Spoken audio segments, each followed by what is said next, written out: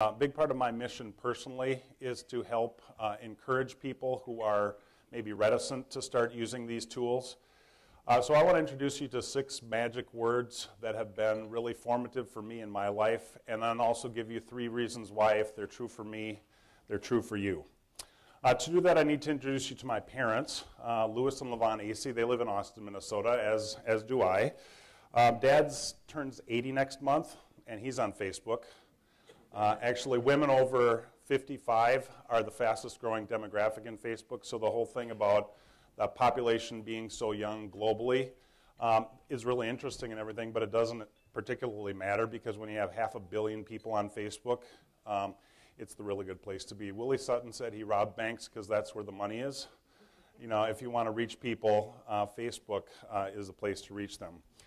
But that's a little bit of a side point. The real reason I wanted to introduce you to these magic words is that as we were driving down the highways and byways of southern Minnesota 40 years ago or so, my mom and dad had this thing where as we were driving by somebody with running a road grader or a jackhammer or some other kind of complex piece of machinery, they'd kind of look at each other with a knowing smile, and maybe even count down mentally in their head, knowing that within just a few seconds from the back seat where I was sitting, a voice would pipe up much higher in pitch than it is now. But it would pop up and say, well, I'll bet I can do that. And I don't really remember myself saying that, but I do really remember my mom and dad, or particularly my dad, saying, well, probably you can. Okay? That he was really encouraging to try things. And so that's what I hope to, and what I hope you'll get through this whole experience today is some of that I'll bet I can do that spirit. Because I think it would be really unfortunate if you'd see the things that people here on the panel are doing or that we're doing at Mayo Clinic and say, well, yeah, that's great for them, but I couldn't do that. Here are 3 reasons why if I can do this stuff, you can do this stuff. The first, this is my 4th grade report card. My mom found it and thought it would be encouraging to give to me for Christmas last year, I guess. And anyways, it says, Lee's work has been average this period in all areas. So this was obviously before the Garrison Keillor time when everybody was above average. But as it says at the bottom, Lee has difficulty keeping track of his papers. Occasionally he's late handing in assigned work. When we clean his desk, it's amazing what we find. So some things never change. So even though I was giving my parents ample reason to disbelieve me when I said, I'll bet I can do that, still they were encouraging about it. I did marry way above my station 26 years ago this month, and this is my wife, Lisa. She'll come into the story here in a little bit. So here's the second reason. I begin my presentations with my highest degree of educational attainment for a couple reasons. First, because BS and political science just kind of go together. But then also, in a room like this, in most situations, I will be among the least formally educated people in the room. I mean, most people have at least a bachelor's degree. And so what I really want to emphasize is that this doesn't require a lot of formal training. Doesn't require higher education to be able to do this stuff. It requires some Midwestern common sense and some creativity, thinking about how you can use these tools. The second part of this slide highlights my experience at Mayo Clinic as I started in media relations at Mayo, telling the story about Mayo research and patient stories, and really emphasizes the continuity between what I was hired to do and what I'm doing now. That these tools aren't just fancy new shiny gadgets to try. They are more powerful ways to do the work that you're already doing. So if you're doing advertising, if you're doing marketing, these are better ways to do that. Okay, a third reason. The young lady on the right is my granddaughter, so I'm a grandpa. So mediocre elementary school, BS in political science, and grandpa. Okay, but also Evelyn Grace Borg owes her life to Facebook. Okay, she wouldn't be alive today if it wasn't for Facebook, because the young man who's now her father was at University of Wisconsin La Crosse about 5 years ago. Put in a search term theology on Facebook, searching at UW La Crosse. My daughter Rachel, who was going there at the time, had the same last name as I did, or as I do. Yeah, anyway, her last name, AASE, put her right up at the top of the list of people who matched that search term. I'm thinking it's more her picture than being the #1 search result that caused him to poke her. But he did poke her on Facebook, and she messaged back, and yeah, three weeks of conversation on Facebook. They met at Caribou Coffee in December of 2005. 4 hours later, Rachel picked up the phone, called my wife Lisa. They talked for about a half an hour, and when Lisa hung up the phone, she turned to me and said, I think they're going to get married after the first date. It's because Facebook helped them make that connection on things, they had the real fundamental things in common like theology, and then it was just a matter of whether there's chemistry or not, and I guess there was. But the other thing that Evelyn has helped to show me is the power of some of these other technologies, whether it's Facebook or one that's eerily suspicious or similar to the Jetsons. You remember Mr. Spacely showing up on the video screen, and they would be able to talk back and forth from the office. And I remember if you would ask me 5 years ago, what would it cost to have video phones like that? I would have said like $5 a minute or something like that. Well, this is a conversation. Well, it wasn't much of a conversation because this is with Evelyn and my now 8-month-old grandson. But this is a conversation that I had from Sweden with them last week. They now live in Grand Rapids, Michigan. So they're about 550 miles away from us. When I was raising my kids, my oldest kids, we were living in the Twin Cities. My parents saw them probably every 6 weeks or so, because that's just kind of how it works. I see Evelyn and Judah just about every day, and my wife certainly does, and it's because of Skype. Anybody know how much that costs? It's $0, and it's free. It's really amazing. I started my transition from the mainstream media relations to social media in 2006. I had been given the responsibility for social media at Mayo Clinic, and I thought, well, if I'm going to do this blogging thing, maybe I should just get one of my own. I should start out and make my mistakes on my own account instead of on behalf of Mayo Clinic. They're kind of uptight about that thing. So anyway, I was one of 50 million blogs at the time. I created a blog called Lines from Lee. Didn't know what it was going to be about, but I just knew I needed to get that experience so that I would know the ways of blogging, become a blogging Jedi or whatever. But in late 2007, I was in Chicago for it's called the Association Forum of Chicagoland. It's sort of like the National Association of Associations. It's all these organizations that have their headquarters in Chicago. They asked me to do a Facebook 101 course, 20 minutes on Facebook. And I got some in-depth questions, and I kind of joked, well, that's in the 201 class. And they got me to thinking, wow, I could sort of reposition my whole blog, rebrand it, and turn it from the kitchen sink PR, New Media, and GTD to Social Media University Global, or SMUG. And so as you see, I named myself the Chancellor. When you create a university, you can give yourself a great title. Our Latin phrase in the seal is, "It's not that hard." Okay, so that's the whole point of this. That instead of having sort of a mishmash, well, by the way, this is Old Main. This is our main campus building in Austin. But we do have an oak-shrouded campus with ivy-covered walls. And then these are the core courses in the curriculum, so you can do the Social Media 101, Intro to Social Media, Intro to RSS, Intro to Wikis, kind of step-by-step work through it. The blogging curriculum, the Facebook curriculum, the podcasting curriculum, the Twitter curriculum. And here's where you go to enroll. The good news is there's no tuition, so no FAFSA form is required. You are responsible for your own room and board, however. But what's kind of neat is we've got a group, we call the student body the Smuggles. Kind of like in the Harry Potter books, the Muggles were the ordinary people with no magical abilities. That's what Smuggles are too. We got more than 1,000 people in that Facebook group from 6 continents. And it's just really astonishing that for nothing you can reach the world like that.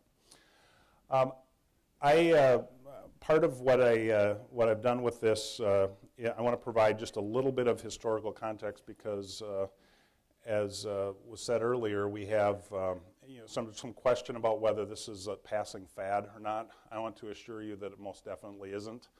But just to put it in historical context, it was on October 31st, 1517, 493 years ago, that an Augustinian monk, I got to get that right, Augustinian monk named Martin Luther nailed his, what we now know as his 95 Theses, to the church door in Wittenberg to start a discussion, written in Latin, meant to be just starting a local discussion among academics. Well, because of a technological invention, the Gutenberg printing press that was just a few decades old at the time, his was the first viral communications. They were translated into German, spread throughout Germany in 2 weeks, spread throughout Europe in 2 months, and it said so in Wikipedia, so I know it's true. So, at any rate, I decided to follow up with this 492 years later with 35 social media theses, just because I couldn't think of 95 things to say. I want to deal with 3 of them today, just to sort of set this up. And then I've got a little bit of an interesting twist, I think, at the end.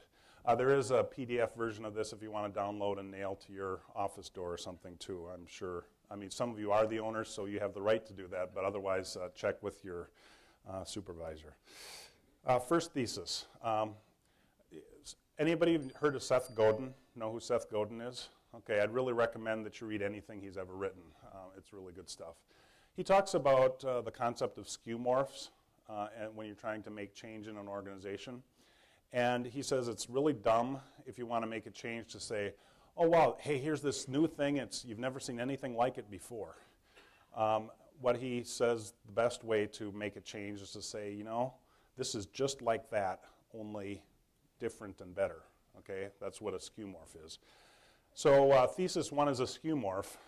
Talks about how social media really aren't new, that the first social medium is air, sound waves going through air, because if you look at what a definition of a medium is, it's a means by which something's communicated or expressed. So that word of mouth is the first social medium. For Mayo Clinic, it's been important for 100 years that people, we do our research with people who have a preference for Mayo Clinic, and they say that word of mouth, a recommendation from another patient is the #1 reason for their preference. Physician recommendation is another kind of word of mouth. That's #3. And in between, stories in the news media. The great thing about these, the skeuomorph with social media, and with Facebook in particular, is that it takes that power, that broad reach that can get you 1,000 smuggles on 6 continents, but also has that power of the personal recommendation. So it blends it together. And so that's the second of the 3 theses we'll deal with. These electronic tools just make that word of mouth spread faster. It's just the new way that word of mouth happens in the 21st century. So this is our Mayo Clinic Facebook page. And you see on the bottom, a woman named Shannon Swing wrote there. She says, July 24th, 2008, leiomyosarcoma tumor removal. Thanks for saving my life, Mom of 4 in Wisconsin. Now, it's great that 500 million people on Facebook could see that, but what's more important is that Shannon's friends see that, that she wrote on Mayo Clinic's wall. I'm not thinking that too many people are going to say, I think I'll go get a colonoscopy at Mayo Clinic because of that. So it's not like an immediate marketing sort of thing. On the other hand, as they are running up maybe 10 years from now with some kind of problem that they're not getting an answer, Mayo Clinic might be more likely to be in their consideration set for a place where they go for a second or a third opinion. And so the last of the theses, I invite you to check them all out because I think they're all good because that's why I wrote them. But thesis 4, social media are the defining communication trend of the 3rd millennium. So if you look at from about 1500 to about 1900, the defining mass communications trend was the printing press. Gutenberg's printing press, the newspaper, made it possible for one person with enough money to buy a printing press and paper and ink can communicate broadly. Marconi, that's this guy here, invented radio or discovered radio or whatever you do with radio, but with radio and TV, made it possible for people to get an FCC license and a radio tower, a TV tower, and reach broadly. When I originally did this slide, it was kind of a play on words, or kind of a tongue-in-cheek joke, because Gutenberg and Zuckerberg just kind of rhyme. But when you really think about it, Gutenberg made mass literacy possible. People wouldn't be reading today without Gutenberg, because there's nothing to read. I mean, back before Gutenberg, there was nothing to read, so why would you teach anybody to read? And while it might be, you might think it's a little bit of an overstatement that Zuckerberg made global mass publishing possible, as I thought about it more, it's really not. I mean, he's building on a lot of other work done by a lot of other people. But on the other hand, 3 years ago when I started my blog, there were 50 million blogs. Today there are 500 million people, 10 times as many people, publishing regularly to the web. And so he may not have made it possible, but he made it fun, he made it interesting, and made it so that my dad, who turns 80 next month, is on Facebook, so he can see videos of his great-grandson and great-granddaughter. I want to just kind of close by asking, anybody have one of these? Yellow Pages ad, okay? Yeah, Yellow Pages ad, okay. Did anybody get it for free? Did anybody have it just like given to them or anything? Okay, didn't think so. Okay, so if you're spending money on a Facebook, or excuse me, if you're spending money on a Yellow Pages ad that doesn't have the opportunity to have photos, doesn't have the opportunity to have video, doesn't have links that people can connect to your website. I mean, you can publish it there, but you can't actually click on something. So if you're spending money on that, why wouldn't you do the free thing? Well, thank you for coming today. This is amazing, first and foremost, that we have this many people. I think it just goes to show how interested people are in social media as business owners.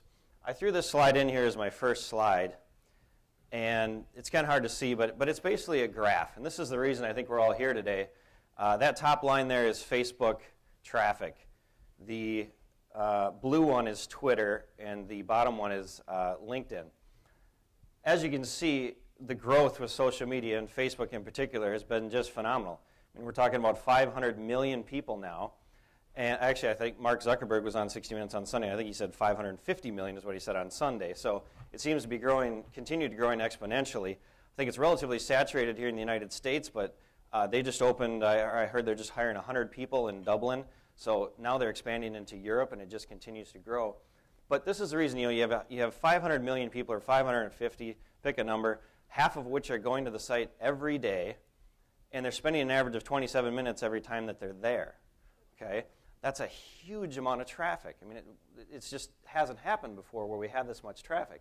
And as you can see, the growth continues there. We're talking about Facebook today because, I mean, look at the difference between the number of people who are on Facebook and the number on Twitter.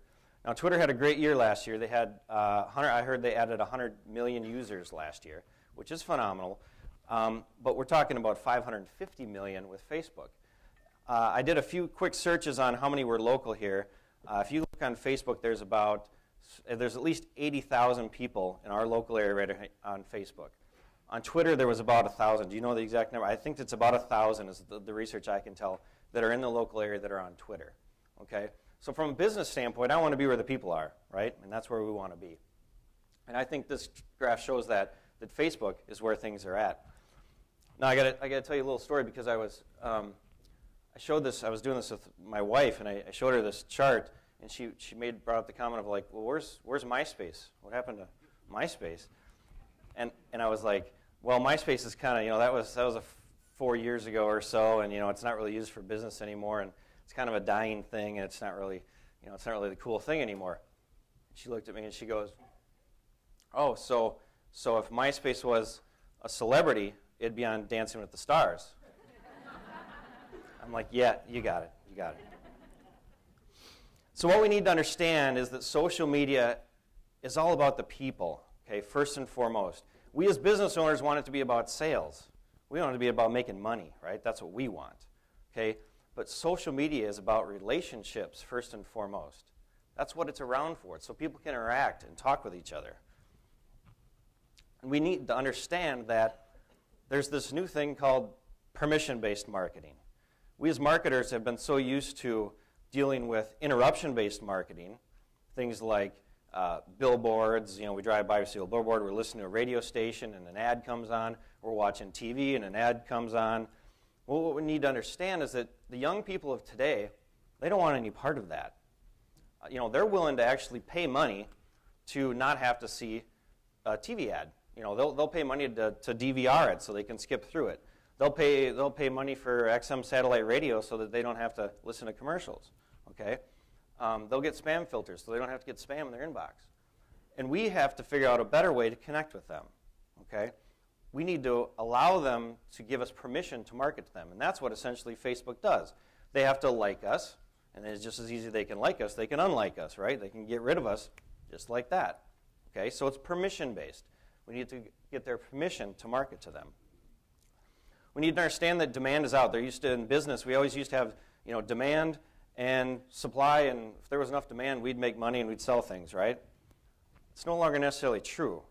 We're moving into an era where experiences, good, bad, or indifferent, are really everything. People want experiences now. You can get a cup of coffee anywhere. Quick Trip's got it, Starbucks got it, Caribou. They all have it, right? But what people are buying is the experience that they have with you. That's what they're willing to pay money for, because they can probably get your product or service anywhere. There's a lot of it out there. So what you need to focus on is what experience are you providing for your clients. That's the important thing, and that's what the people care about. The other thing we have to recognize is we need to tear down the walls, I think, in our companies.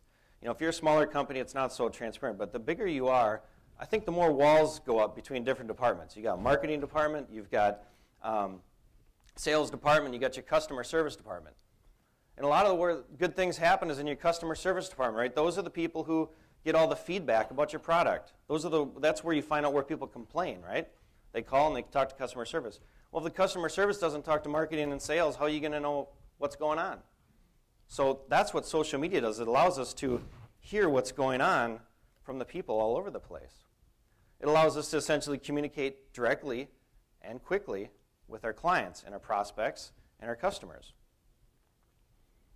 I threw this in here because when I looked through the pre-survey that we sent out to you guys as far as what you wanted to learn today. And there were some different things on there. For those of you who remember, it was like, I want to learn how to turn likes into sales. I want to learn how to get more fans. I want to learn how to use coupons and deals and specials, okay? And we got some data back on that. And the interesting thing was what you wanted to learn was the totally exact opposite of why people are going to like you. It was the exact opposite. And I'll go through that in here just a minute. But so why do people fan you or like you on Facebook? Okay? 40% of them wanted to receive a discount or coupon or promotion. That's why they said that they're willing to like a company. So they want to get something for free.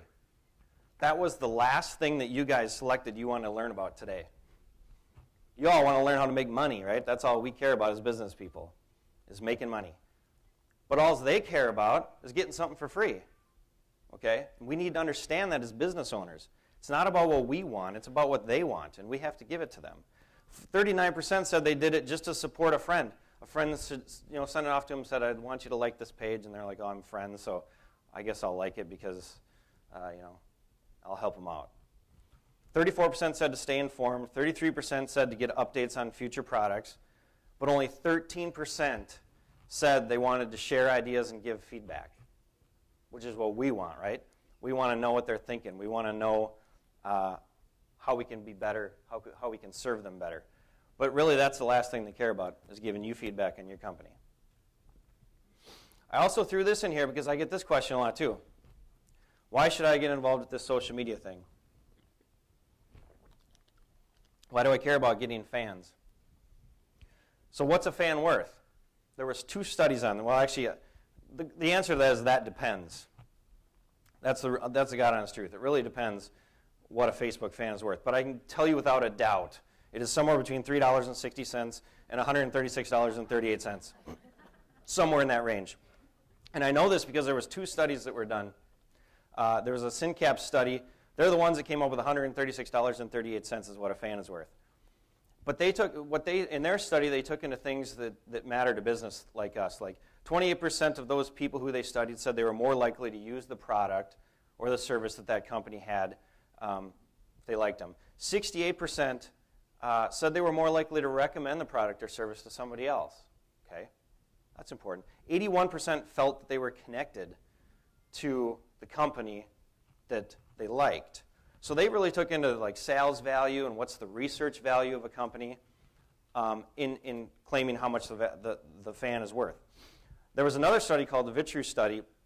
They were the ones that came up with $3.60, and they took a very mathematical approach to that. And they basically took the same approach of if you had to buy the ads on Facebook for each impression that you got from a fan, what would that be worth? So they basically said 1 million impressions. If you had 1 million fans and you posted something out there, you did that 2 times a day for 30 days. That gives you 60 million impressions. The average cost of those impressions on Facebook for 1,000 is $5 for a cost for 1,000. Okay, that gives you $300,000. Times that by 12 months is 3.6 million. Divide that by the 1 million fans. Voila, you got $3.60. Now, the value to you for each Facebook fan has to be determined based, I think, on your company. You know, what are you going after? Is it research? Is it sales? Okay. But my personal opinion is it's somewhere between these two. $3.60 and $136.38. $50, somewhere in there. But even so, it's a substantial amount of money. I mean, the average company, you can very quickly throw a Facebook page up, get 100 fans, you know, of your customers that like you. Even if it's $50, you know, that's still a decent amount of money that's worth to you as a tangible item.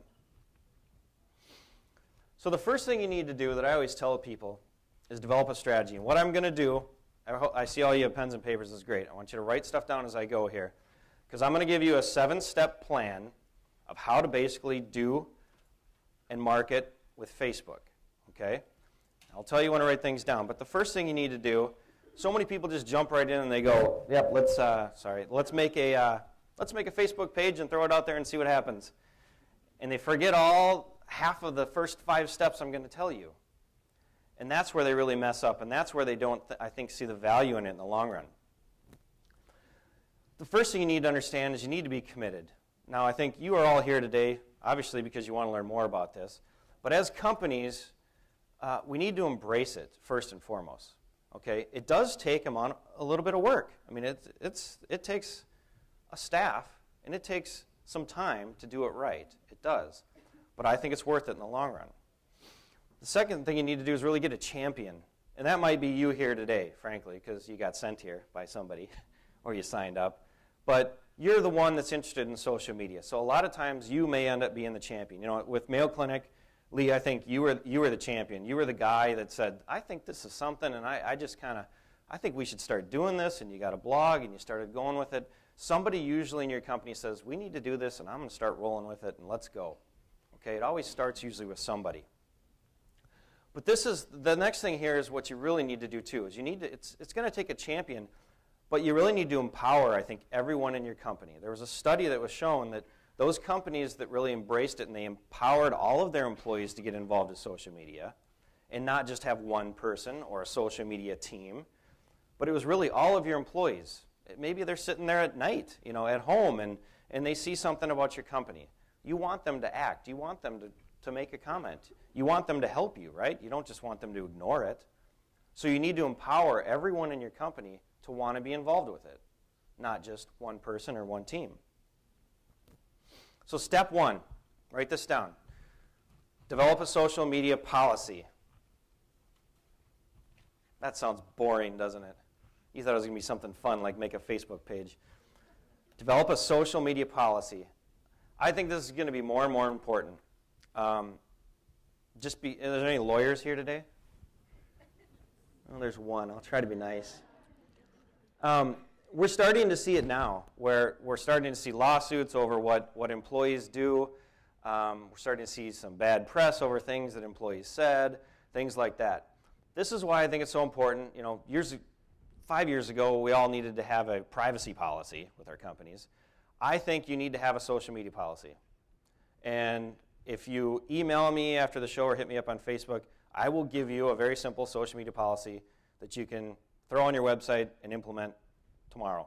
doesn't have to be complex. You don't need to hire an attorney. Sorry to the attorneys back there. But you can do this yourself. Basically, all it needs to say is it needs to have guidelines for your employees. Okay? What should they be doing? What can and can they not do? What do you expect from them?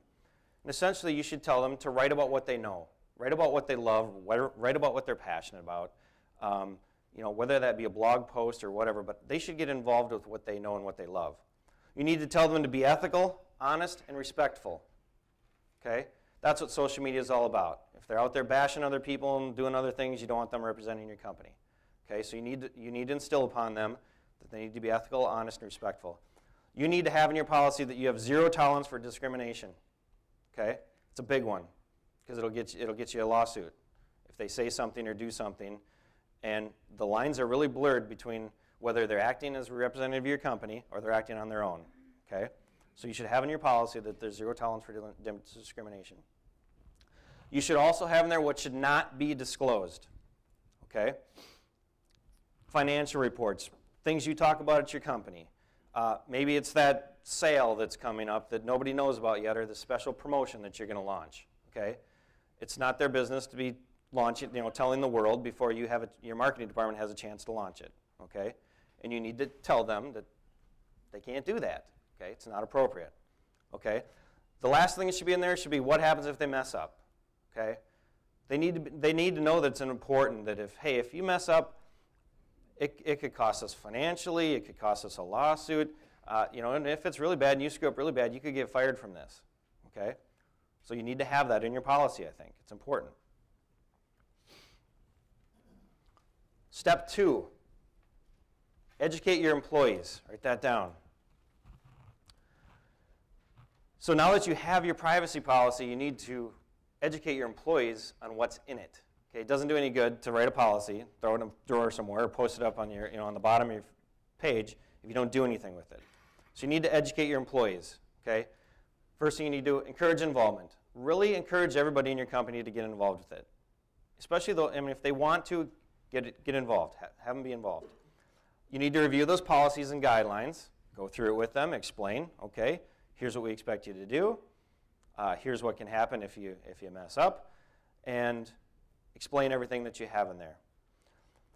And then for bigger companies, I think you should have an ongoing training program. If you're a small company and there's just a couple of you, this might be just get together once or every 2 weeks and maybe talk about how it's going, okay? What's happened? Has anything bad happened? Anything good happened? What are our successes? What are our failures? And maybe just get together. In a bigger company, I imagine you guys probably now, you have the Center for Social Media. You're probably starting to train other departments and things like that on what they should and should not do. So it depends on the size of your company, how seriously you need to take this, but I think it's good to at least get together and discuss it once in a while. So you need to educate your employees. Second step.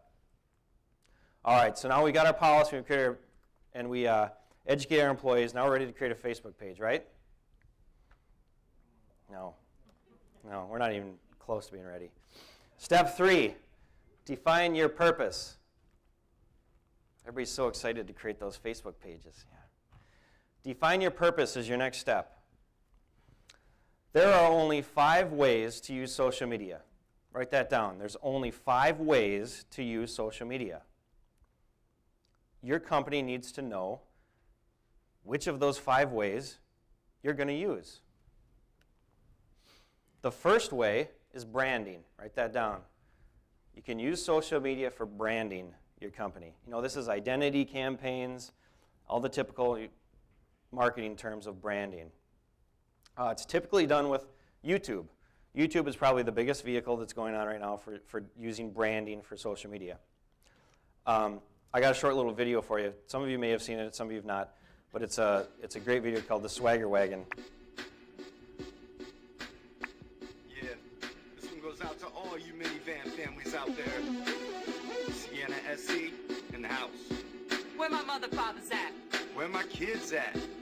Where my kids at? Where my kids at? Where my kids at? Where my kids at? Where my kids at? No, seriously, honey, where are the kids? They're right there, see? Oh, cool beans. I roll hard through the streets and the cul-de-sacs. Proud parent of an honor roll student, Jack. I got a swing in the front, a tree house in the back. My #1 dad mug says, yeah, I'm the Mac. I'm the world's best nurse when my kids get sick. I make a mean gel mold. I perfected my trick back when All right, so you get the idea. Has anybody seen that video before? It was viral. There was also one that Old Spice did a video this summer, and they increased their sales. It was a video they did. They increased their sales by like 100% in the month of July from a catchy video like that, okay? It's a great way to brand your company, comical videos, but branding is the first way that you can use social media, okay? Most commonly done with YouTube. The second way is e-commerce. Write that down. The second way that you can use social media is with e-commerce. These are the people who have a tangible product to sell, and something that would usually sell well. I think Dell is probably the greatest example of this on Twitter. I mean, they have had an enormous amount of sales using Twitter for e-commerce. They're selling products, they're selling computers. Here's how this works. It's really simple. You know, on Twitter, they got 1.1 million followers, or 1.5 million followers on Twitter. So they sent out a tweet for this special because they know that what people want on social media is coupons, discounts, and specials. So they've embraced that. And they send out a special that they have on this certain computer. 50,000, they send it out to 1.5 million. 50,000 actually see it. And I'll explain why that is later, that only 50,000 of them saw it. 500 of those people actually click through on the link that's in the tweet that they send out. 50 of those people purchase it. And it generates $25,000 for them because the product was, I guess it'd be $500. Every time they send a tweet, they make $25,000. It's a pretty good gig, right? That's what Dell is doing, okay? Obviously, they had to get the 1.5 million followers, but they did that by offering something good. People were interested in the specials. They were interested in what they had to offer. So they were willing to let them into their life, okay? So e-commerce, actually selling a product, taking your followers and converting it into sales. It's the second way that you can use social media. The third way is research. Write that down. Third way that you can use social media is research. A great example for this is My Starbucks Idea. Has anybody heard of that? Couple. Starbucks took their fans and they said, we're going to use them for research. We're going to use them to make our brand better. We want to know what they think. So they came up with this My Starbucks Idea. People can submit ideas to Starbucks on ways that they think Starbucks could be better. You know, it comes from anything to the holders, to the covers, to the lids, and people could submit ideas, and then the fans can vote them up or down based on how good of an idea they think they are. If they get voted up high enough, Starbucks implements it. Pretty great concept, huh? They got their own R&D department for free. Plus, they're engaging their fans and getting feedback from them. Okay? So research. It's a third way that you can use social media. The fourth way is customer retention. Write that down, customer retention. This is essentially customer service, okay? You can use social media for customer service and getting feedback from your clients and your customers. Those of us who are in business know that it's 5 times easier to keep an existing customer than it is to go find a new one, right? So why don't we invest a little bit of time in customer service and using social media to retain the ones we have, to build the relationship with the clients that we do have, okay? It just makes sense. The other thing we can do here is turn angry people into advocates, okay? Remember I said before it's all about experiences. Yes, they might have a bad experience with you. They might complain about it on Facebook. But if you know about it, you can then go and turn that bad experience into a good one, right? Which ironically, they then turn into advocates. They say, wow, look what they did for me. You know, they screwed up and they did this, and then they sent me this gift basket in the mail. It was amazing. They start telling friends about it, okay? So you turn angry people into advocates. The last way, the fifth and final way that you can use social media is for lead generation. This is probably one that a lot of people are interested in, especially as businesses. The simple way that we do that is to build trust via helpful, useful information. And this is really what my company's been doing for probably 4 years. We started with blog posts, but basically send out useful information to people that they're interested in getting. This is what blogs are all about, right? People write articles as far as what do people want to hear about, what do they want to learn about, what's interesting. You know, if you're a builder, it could be, you know, in your newsletter, you're talking about the importance of changing your filters and how that'll add life to your furnace. I mean, what do people want to know? What do they want to learn? So we're not trying to sell to them. We're just trying to educate them about your product, your service, or your industry. That's all we're doing. By doing that, we build trust. Trust is very important in relationship-based businesses, especially if you're business-to-business service. I mean, some people will buy, if it's an airline ticket, they're just going to buy it because it's the best price, right? But if you're a professional service and a lawyer, attorney, a web company, accountant, okay, they want trust. Okay, they want to work with somebody that they trust. And this is a great way to do it. And that's the fifth way that you can use social media is to build trust. All right, so now we're ready to get started, right? No. There's one more important thing that you need to understand with social media. And this is step 4, to understand timing with social media. Timing is everything when it comes to social media. With social media, there's a constant flow of information. For those of you who are the 20% of you people who filled out the survey and said you weren't even on Facebook, you probably don't understand this. But for those of you who are on Facebook, at least on a personal level, you understand that you have a wall, right? And your news feed just keeps going. And if you don't check in for a day, everything that happened a day ago is way down on the bottom, and what just happened 30 seconds ago is at the top, okay? Same thing if you're on Twitter. Most recent tweets are always first. Everything else gets buried. So it's a constant flow of information. That's radically different than email, okay? You need to understand that. When you go away for 3 days on a business trip and you come back, you go through every single email, don't you? Every one of them. You delete one, you check it, you mark it as read. You go through every single one and you look at every one of them. You don't do that on Facebook, do you? You don't go back, if you're gone for 3 days and look through your every one. What did everybody say? You don't do that. Okay? So you have to understand that timing is completely different, and it's important when it comes to social media. There's a study that said the average life of a tweet is 8 minutes. After that, its value becomes worthless. Because it's so far down, and this obviously depends on how many followers people have or friends they have, because they get more stuff, right? You got more followers, more friends, more information's getting thrown in there.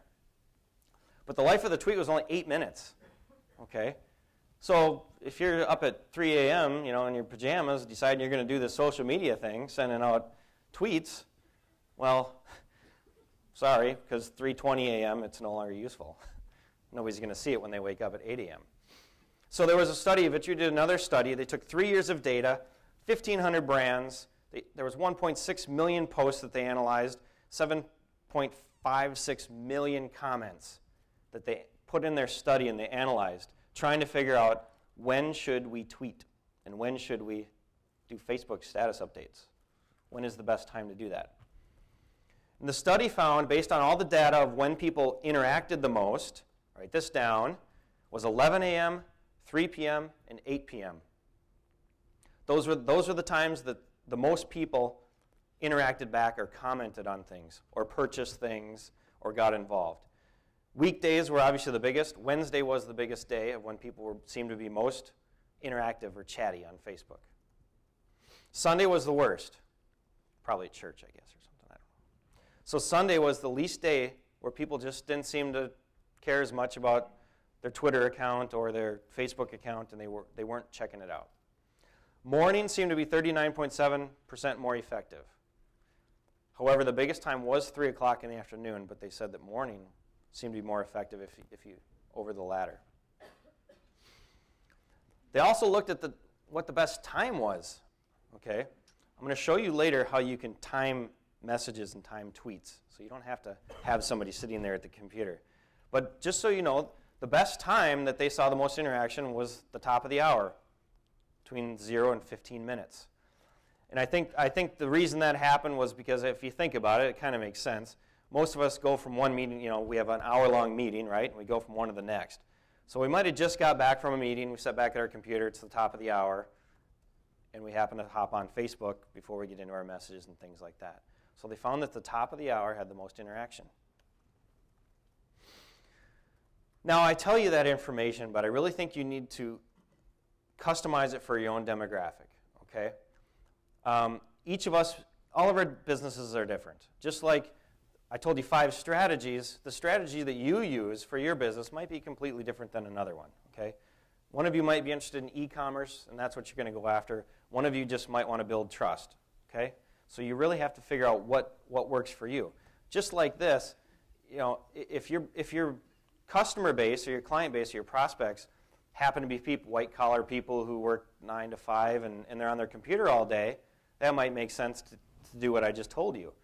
If your target marker is blue-collar that, you know, doesn't work during the, you know, they're out on the field during the day and they don't come home till later at night, like this says 65% only access while not at work or school, okay? If your demographic is only getting online late at night, maybe you need to adjust, okay? And if you know that, adjust. Don't listen to me, okay? Figure out what works for you. Okay, are we ready to get started now? We are. Whew. Step 5. Okay, now that you understand all of that, now you can get involved. Now we can start with our Facebook page. But so many people skip those first 4 steps. They don't even analyze any of that. They don't even know what works, what doesn't, how they're going to use it, and they just go and they create a page. And a lot of us did that. How many are guilty of that? Nobody wants to raise their hand. Yeah, how many are guilty of that? Yeah. So now I'm going to take you through the steps of creating a Facebook page really quick. I'm not going to go into details on this because most of you can figure out it's a pretty simple process. But I'm going to give you a few tips and tricks on how to do it right, or how I think you should do it right. The first thing you need to understand is a page versus a profile. This is the first big mistake that a lot of people make. Is instead of making, so when you go on Facebook and you first sign up, you have a profile, okay? You have a personal profile, okay? People can friend personal profiles, okay? They cannot like a personal profile. They can only friend you, okay? Once you have your personal profile, you can then make a page, a business page, okay? A lot of people make the mistake of trying to make a business page in a profile, okay? If you have a page right now, or I'm sorry, if you have a profile right now that you're using for your business, you need to change it. I would change it right now. Because, and I have people I know that did that, and Facebook, that's against the use policy of Facebook, and they will shut you down. And I've seen it happen twice, where you create your page, you create your profile, you called it, my business, and instead of name and first name, last name, you cheated and you said, you made it work, okay? If they know that if they figure out and they see that you've done that, they're going to close it down. And you'll beg them to turn it back on because you already have 500 friends that have been following you and you just lost all of your information, okay? You don't want that to happen to you. I had one company, they begged them to turn it back on, and they did it, and they didn't change it, and then you turn it back off again. And then they finally went and made a page. So save yourself a lot of time, create a page. Do not set up a business account with a profile. It's the big first lesson. The second thing you need to know is you need to get creative with it, okay? So many of us just go and we throw it on there, blah, blah, blah, and we're done, okay? You need to get creative. Just like a website, you need to have a little life into it. What's going to make yours different than everybody else that's going to keep them interested? Okay? First, you can think how you're going to use it creatively, I think. But you need to get creative with it.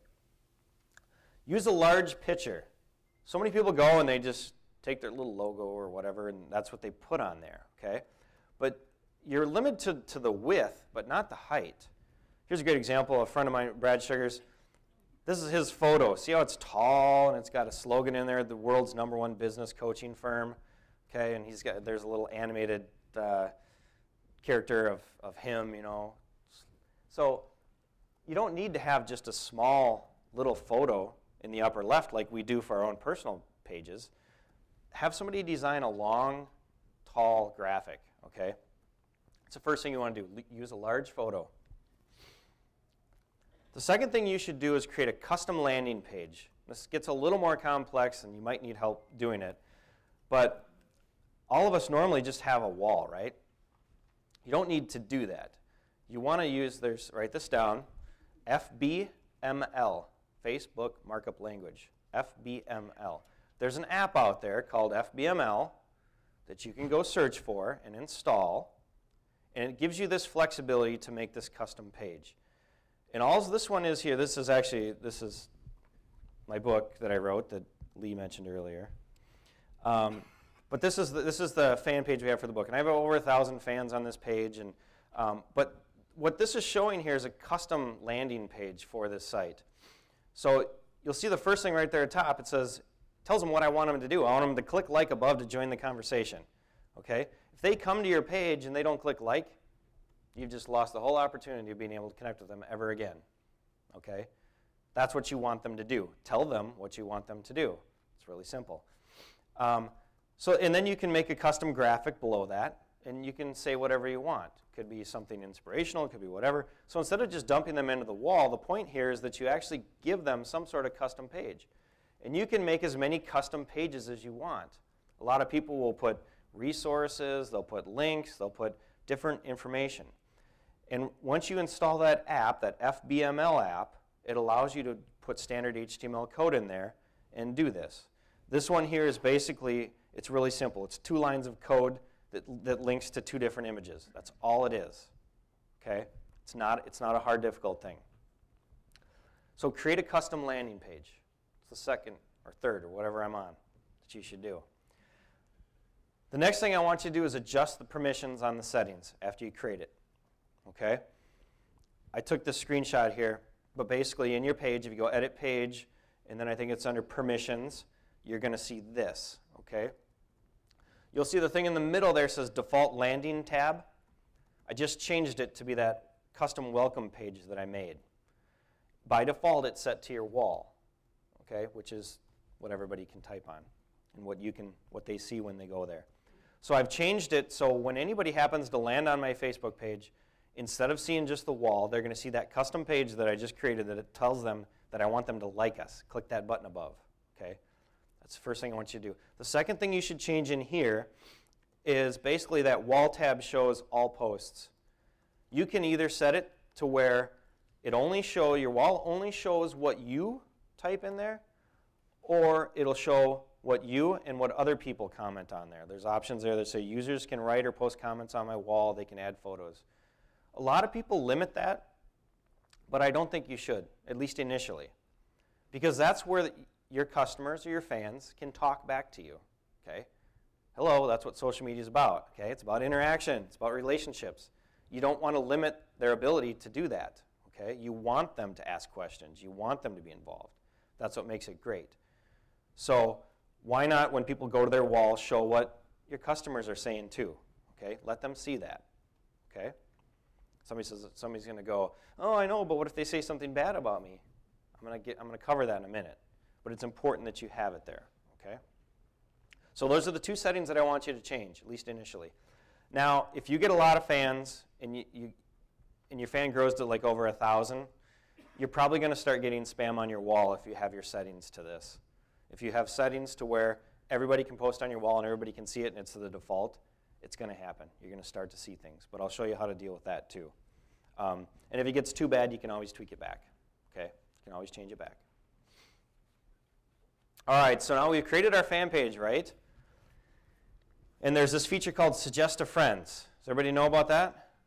Everybody seen that? Suggest to Friends? Yeah, everybody's nodding? Okay, don't use it.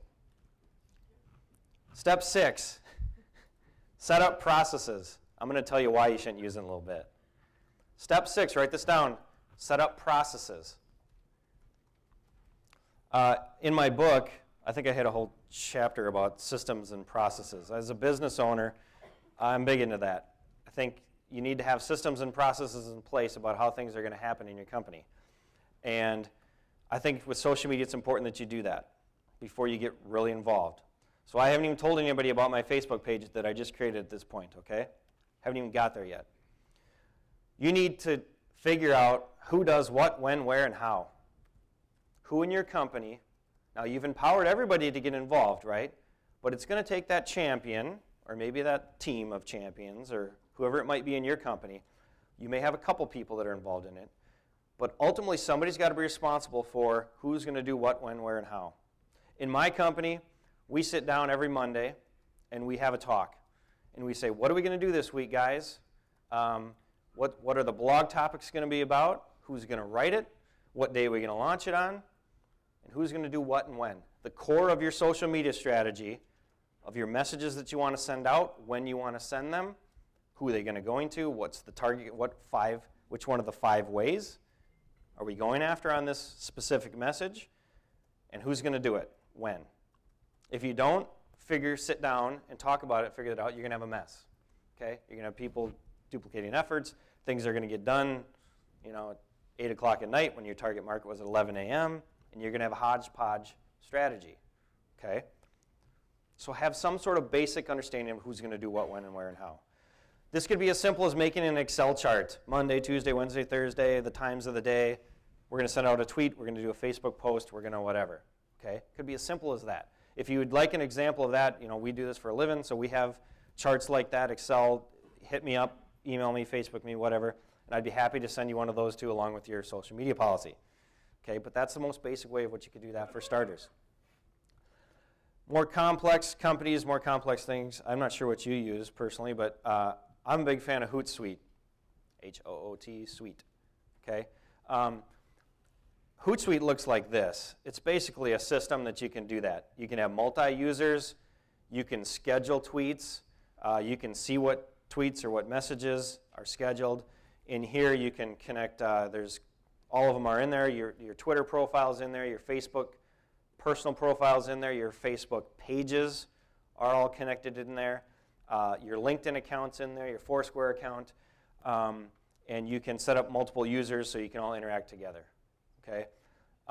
Everything can be done kind of from one central place. There is a free service for this, and there's a paid service. If you have under 5 accounts, like Facebook account and Facebook page, Twitter account, if you have under 5 of those and you only have 1 user, there's only 1 of you, it's free to use. So go try it out. It doesn't cost you a dime. If you have multiple users and you need to interact, you can go to, I think it's unlimited, and then 2 users is like $5.99 a month. Okay, it's not a huge expense. If you're, we said a Facebook fan is worth what, at least $3.60, right? You get 2 fans, you paid for it right there, right? So it's not a huge expense, but I would really suggest, and there's other ones out there. You don't have to be married to this one just because I use it, but there's a lot of different solutions out there to keep track of it. The important thing I want you to understand is you need to have a strategy. You need to know, when are we going to do things, why are we doing them, and go from there. After that, we monitor and engage. So now we've got tweets going out, we have Facebook things going out, status updates on our page. It might be a video that we link to on our page, might be a blog post that we link to on our page, but at different times, different days, we've got content going out, okay? So this is basically where now we're going to start getting feedback come back, right? We say, hey, check out this video. What do you think of it? Ask questions. What do you guys think of this video? Okay? Urge people to communicate and add dialogue to the conversation, okay? When they do that, you want to reply quickly. This is where it helps to have a team of people where you've engaged not just more than yourself to get involved with this, but hey, if somebody else in your company happens to be on that page and they see somebody comment, they can go in there and go, wow, thanks for sharing. That was cool. Glad you liked it. Okay? It doesn't always have to be you. Okay? So look at your dialogue with comments and make sure you're being involved. You monitor it and engage it. Okay? All right, so this was actually the #1 thing that everybody wanted to know today. How do we make more money? Right? How do you get more fans? How do you get fans in the first place? I keep going back to this thing because this is what everybody does. They create a page and then they go and they suggest it to your friends. How many of you in the last month have got an email or got a message on Facebook that said, so-and-so suggests you become a fan of Fluffy's Fluff and Buff Dog Care?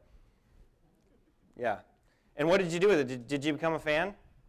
No, and it annoyed you, didn't it? Because you're like, I don't even have a dog. Why do I want to be a fan of Fluffy's Fluff and Buff Dog Care? Why do I care, right? Okay, people, again, that's kind of an intrusive thing, okay? We need to understand as business owners, you need to earn your invitation. It's what it's all about. You need to gain their respect enough that they want to become a fan of you, okay? So ignore the suggest a friends button for right now and do these other things that I'm going to tell you about. Give away something. I just told you that 40% of the people like somebody because they get something for free. So why don't we do that? It should be the first thing we do. Set up a little contest and say, hey, when we get to 100 fans, we're going to give away a $50 gift certificate to such and such, to one of our fans. When we get to 500, we're going to give an even bigger prize. When we get to 1,000, we'll give away an iPod. You know they're worth $3.60 for every one of them, so you should be able to get that $500, right? Cost you to give it away. But give something away. Have a strategy around giving something away. Do that as a strategy, and then people will say, hey, they're giving away so-and-so over on this, your page, and they'll want to join it. Tag fans in photos. This is the second thing. Write that down. Another strategy to get fans is to tag fans in photos. Here's an example. We did a golf outing this summer, the Chamber Golf Outing. And I'm not even sure who that is riding that keg there, but it was later in the day, obviously. But, I guess you can't see it too well up there, can you? But it was, again, we had a golf outing. We had people coming through our booth, or through our tee box, and we took photos of everybody.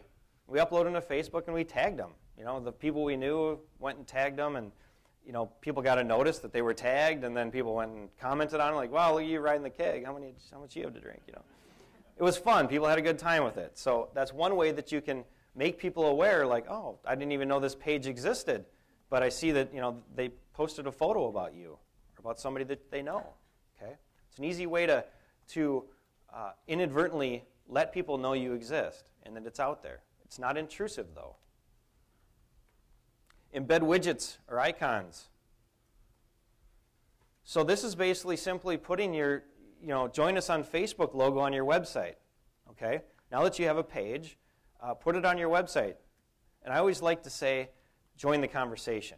When you add it, I always like to use the word join the conversation. Don't, everybody's going to say fan us on, or friend us on Facebook, or fan us on Facebook, like us on Facebook. Again, inherently they don't want to do it. So if you say join the conversation, it shows that maybe there's something of value there that's of value to them. Okay, so it's a different way of saying it. You add it to e-newsletters. If you're sending out e-newsletters, maybe write a post saying, hey, we're on Facebook now. But then more than that, make sure that on every newsletter that goes out, you've got a little icon there again too. We're on Facebook. Make sure they know. There's widgets like this. You can go into the settings of how to promote your page on Facebook. There's a setting that says promote. And there's all kinds of little widgets that you can do that you basically go through, and they just give you code like this. Gives you code. You give this to your developer, and you say, throw this on my homepage. And it shows just like that. There's a little thing. People can like it right from there on your homepage. They can see a little bit about what goes on. They can see that there's some other people. Down there's 1,046 people like Jobless by Alan D. Carroll. They go, oh, wow, there's 1,000 other people that are interested in this. Maybe I should be too. Okay, it's one way to get it out there. Store displays. If you have a retail business, why isn't there signage around your business saying that you're on Facebook? And that there's something of value, that maybe you're doing a contest. Hey, we're giving away an iPod there over on Facebook. Check it out. Okay? Why don't you have something in your store at your point of purchase display? Maybe on your windows as they're walking by, or on their doors or walking in. This is an example of one that we have this is at our place right now, but on our door when you walk into our office, we got check in on Facebook, and we're donating $5 to Toys for Tots. And that's called a Facebook deal. Okay? I'm going to go through that in a little bit and show it to you, but it's one of the deals that they can do. Okay? So by them checking in, we'll donate $5 to Toys for Tots. You can add it to your signature line of your emails. Okay? Have all your employees do this. You just at the bottom, after you put your name and your phone number, why not have one line says that you're on Facebook and the link to where you're at? It's really simple. How many of us send like 100 emails a day? I know I do. Yeah, it's one way to just get it out there that people know. It's not intrusive. You're not asking them to do anything, but they might see it and they might act. Take advantage of it. Use the @ tag. This is I love this. This is another non-obtrusive thing. How many of you know about the @ tag? Okay, not even half. Okay. When you're typing a status update, like here I pretended to start saying 50% off of, and I was going to say Jobless book, okay? 50% off, and you put the @ symbol, okay, right in your status update, and it'll pop up a list of all your pages and friends that start with that letter. In this case, I put J-O, and it gave me jobless because I was typing jobless. And it came up with Joe Milbach and Teresa Jordan, okay? And then what happens is I go and I select Jobless by Ellen DeCarroll there, and then it makes a link. So when I go and I hit enter on my page, on my own personal page, now there's a link to Jobless by Ellen DeCarroll on my personal page. So I could say, hey, you know, I just heard there was a sale over at whatever, or, you know, and I put that on there and I link to my page. Or maybe it's a blog post and say, you know, hey, I took this time to write this really interesting blog post about whatever, and it's up over at CWS. Okay? It's a non-obtrusive way, you know, you're not really asking them to do anything, but there's a link right there for them. It's very convenient for them to know about it and see what's going on. Okay? Use the @ tag. Use it sparingly. You don't need to use it on every single post you do on your personal page. But every so often, I'll throw something in there about something that happened at my company maybe. You know, today I could have said I'm doing a seminar for CWS and, you know, put that link on there. If people want to click on it, they can. If they don't, they don't. Use apps. There's all kinds of apps out there. There's survey apps, there's poll apps that you can install basically just by searching for surveys or promotions. There's a promotion app that you can use. But what's great about apps is when you do things and you get, first and foremost, they get people involved. It gives them something to do on your page, right? It might be a little survey like, what did you think of this seminar today? I liked it, I hated it, I whatever, okay? It's really something quick, 2 seconds they can click to like, you know. But what's great about a lot of the apps is most of the time they have viral components built in to post it on their wall. So-and-so just voted in this poll, and it tells them about your page. Okay? It tells them about what they just did. Okay? So it's great that you can use those because then it just a little bit more of that viral component. Use deals. As I told you before, the thing that you guys cared the most about, or the least about, I'm sorry, was using deals, coupons, and promotions, okay, in the survey results. It was the least thing that all of you wanted to learn about today. I think, personally, this is huge. This is big. I think it's going to be really big. It's my personal opinion. Time will tell. But I think it's a brilliant idea, Facebook deals. Let me explain what they are, okay? How many people have a smartphone here? Oh, that's almost half. That's awesome. Okay. If you have, first, by the way, too, here's another interesting statistic for you. People who have smartphones are 50 times more active on Facebook than people who aren't. These are the people who are on Facebook all day long on their phone, okay? They're at stoplight, they're checking what's going on, they're tweeting, you know, or they're driving. No. They're 50 times more active on Facebook than people who don't have a smartphone, okay? I think that more people are going to get smartphones in the future. It's just a guess. But I would guess 10 years from now, you're not even going to be able to buy a phone that doesn't do a lot of the stuff that you can today. So as more and more people gain smartphones, more and more people learn how to use them, they're going to be interested in things like this, Facebook deals. There's 4 types of deals right now that you can use as a company. There's an individual deal, and that's really simple. Check in at my location and you get 20% off. Or you get a free cup of coffee, or you get a buy one, get one free, whatever, okay? This is especially important if you're a retail location. Okay, if you're a bar, restaurant, anything like that, you need to get on this like fast. Okay, it's my advice. The second way is a friend deal. So basically, that would be a deal that if when you check in, I tag 3 other friends, which is what you can do, then you can get that deal. A loyalty deal is like the punch card. If a person checks into your location 4 times, then they get a free drink or something like that. Okay? A loyalty type program. A charity deal is the thing that I showed you that we do, whereas if you check in, we'll donate something to charity. Okay? That's a charity deal. Those are the 4 types of deals that you can use. And basically it looks like this. What happens is when you go on Facebook and you go to check in, it shows you all the things that are around you, because phones are smart now and they know where you're at. So they use GPS location services and they know what's around you. And the ones that have deals or coupons or specials will have a little flag next to them that show that there's a special that you can be redeemed at that business. Okay? If you click on that, basically they see this. So this is H&M, and now, oh, the deal is 20% off the entire purchase at this location. So all I got to do is check in, and I'll get 20% off. Now there's some really great deals that are coming down the pipeline. Chipotle 2 for 1 is one of my favorites that I can't wait for it to come out. But that's a heck of a deal, 2 for 1 burritos. So it's a huge incentive for consumers to take advantage of it. But here's the value of it to you as a business owner, okay? When I gave this seminar like a year ago, I talked about how brilliant the whole liking thing was, or actually it was fanning at that point in time. But when somebody fans you or likes you, right, it posted on your wall that you became a fan of Jobless, okay? And all their friends would see that and how cool that was, right? The whole viral marketing component. Well, the problem with that is they only do it once, and then it's gone. The brilliant thing with deals is they keep coming back. They're going to keep coming back. Every time they go to Starbucks in the morning, they're going to keep coming back to do it over and get that deal again. Why not? If I'm buying a cup of coffee, I might as well get 10% off, right? And when they do that, when they check in at Starbucks or at your business, it goes on their wall that they just checked in at your location. And they got this deal. They just got 10% off at Starbucks. Tells all their 500 friends that that just happened. And they're going to do it every day. Okay?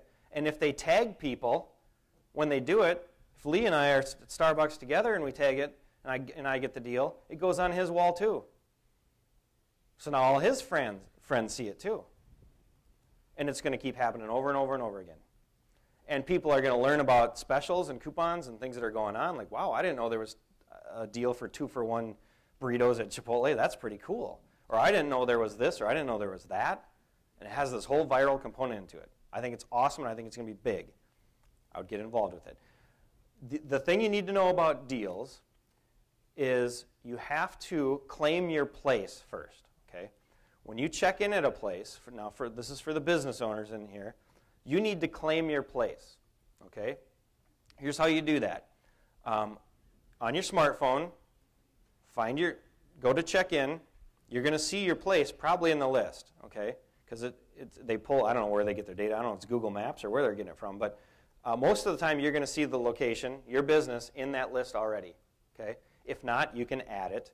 But if you see it, you just click on it. Okay? Check in there. Check in at your place.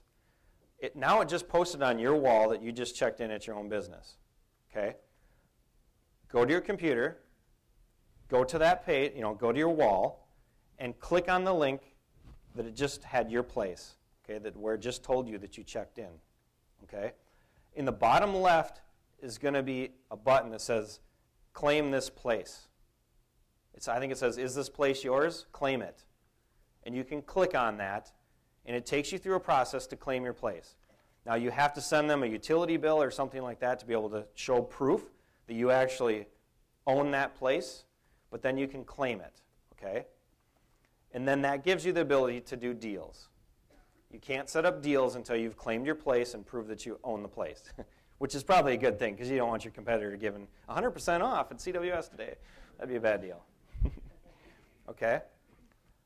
The other thing you can do after you've claimed your place is you can merge your page with your place. Okay? It's an option. So I would suggest you do that too. Merge your place with your page. Have I thoroughly confused everybody at this point? Yeah. Okay. I know it's complex. Hit me up. I'd be happy to help explain. I'm a teacher by heart, so I'd be happy to help explain.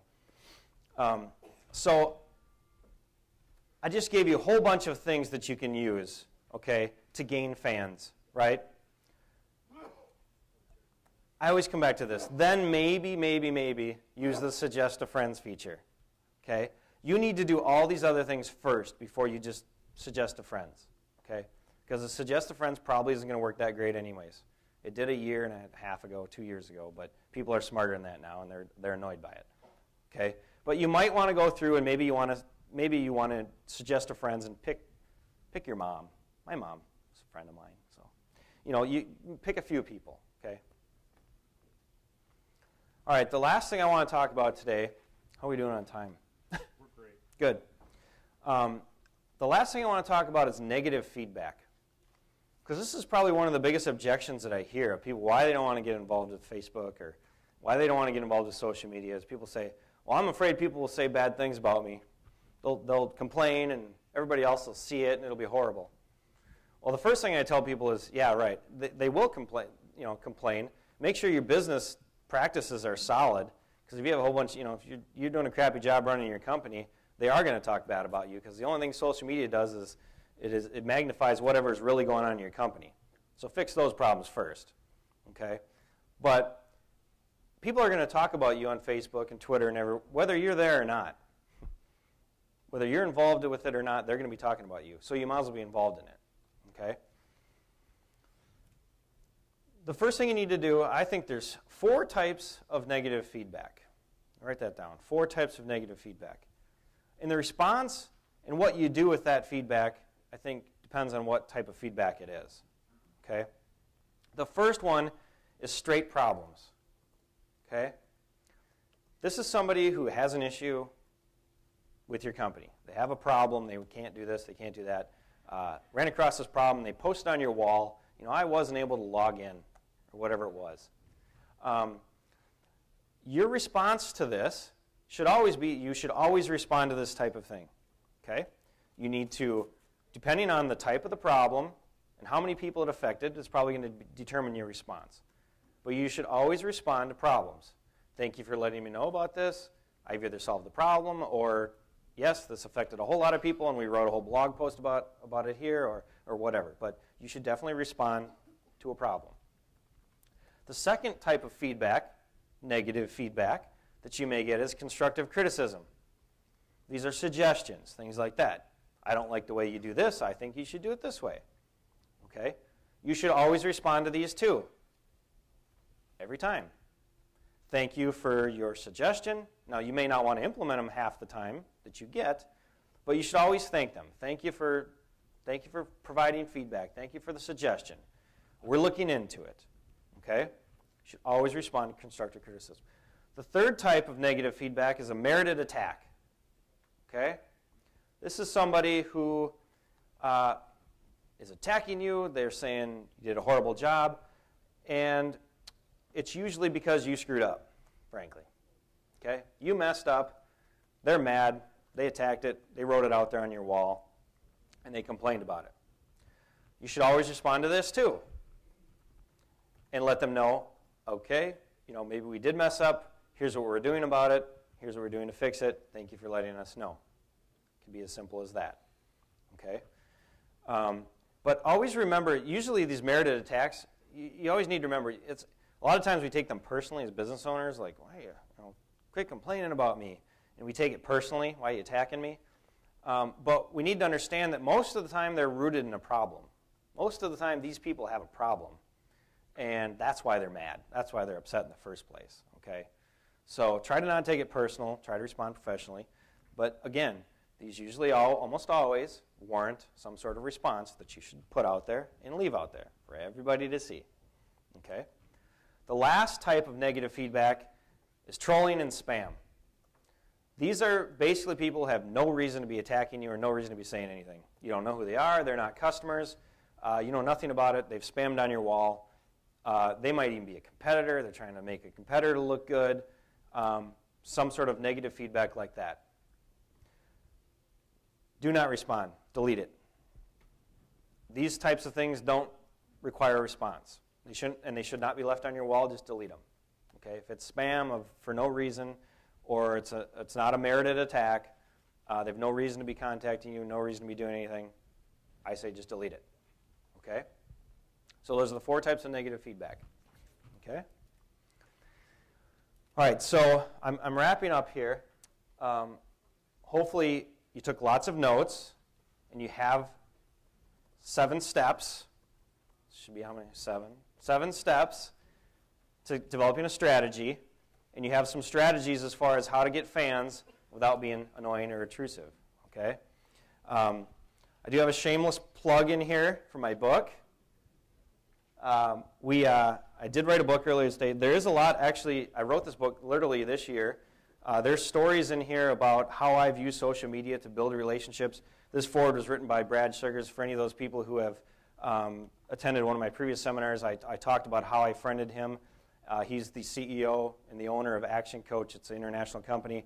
But I talk about that in my book, and I talk about how I use social media to build and strengthen relationships, which is very important for my business. Our business is very trust-based. Alan DeCarroll is an amazing individual, and I've heard him speak at numerous events. Every time I hear him, he is fun, he's inspirational. I would absolutely attend another Facebook strategy meeting.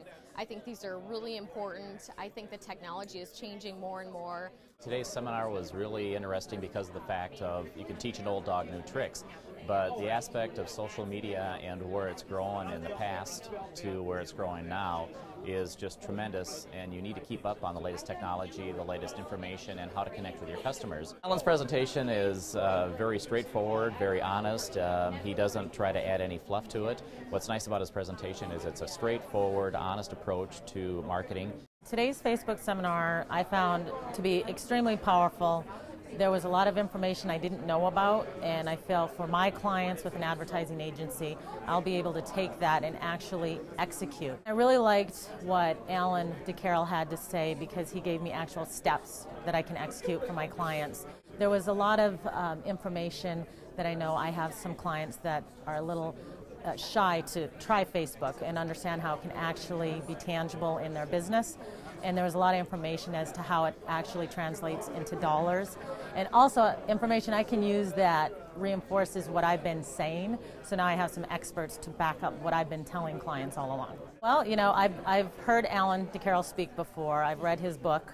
So I'm obviously already a fan both on Facebook and in real life. Well, we have already been on Facebook for a little while, and just being able to get additional tools to better utilize what is available through Facebook to help the History Center. There's a lot of different things that we were unaware of that I think will help us to generate additional interest as well as visitors to the museum. I thought he was a very good presenter. I thought he very much kept the attention of the audience. It was offered very good information that I think would be beneficial to people either just getting started out or even those who had probably been in for a while. I certainly would consider it, either myself or having other staff come and attend, because I think it's an important tool, social media, that will help nonprofits in general. At today's seminar, we learned more information about how to build a landing page for our Facebook fan page that we have for the Rochester Convention and Visitors Bureau. We had been talking about it for some time, about building it or hiring an outside company to create it, but today we learned how simple it is and that we could possibly do it ourselves. It ran the gamut. It started out very simple as far as how to do some things, but it didn't dwell in that market of, or that area of spending too much time on the simple side, and then it went into some more details for some advanced users as well. So it really did have a great range to it.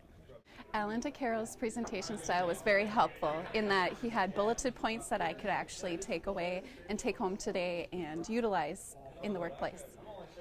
I would. We attended the first Facebook seminar a little over a year ago and thought that that was very useful, and we attended this one today hoping to find some of those new tips and tricks, and we certainly came away with that.